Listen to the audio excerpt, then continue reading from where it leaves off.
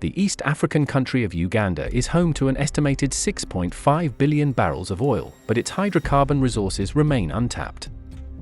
Almost 2 decades after commercial reserves were discovered in Lake Albert, Uganda is banking on the East African crude oil pipeline to turn it into an oil exporter. The project also includes 2 oil fields located along Lake Albert. These fields will be operated by French company TotalEnergies and Chinese energy company CNOOC, which are both shareholders in ECOP. However, Uganda's ambition to start exporting oil by the end of 2026 faces potential delays, as the pipeline's shareholders struggle to attract financing, which could total $5 billion. As a result, the project's shareholders have had to increase their equity to about 52%, with TotalEnergies recently committing to providing an extra $400 million.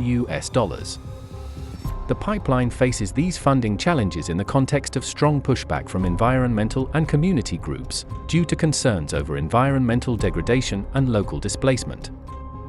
These concerns over the pipeline have fueled sporadic protests in front of the offices of international banks in various parts of the world. As a result, several major international banks and insurance companies have been unable to provide debt financing or guarantees for the pipeline project.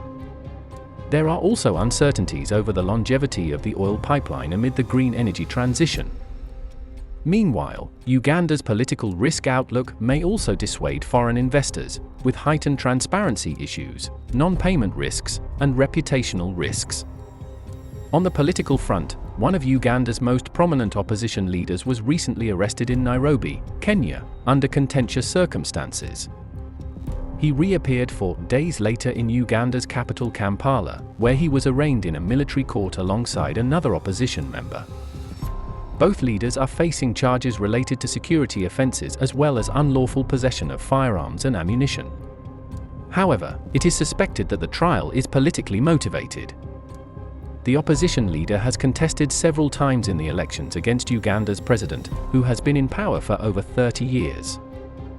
In the coming weeks, opposition supporters are expected to defy suppression by security forces and continue to demonstrate to demand the opposition leader's release. These demonstrations will be most prominent in Kampala and other major cities.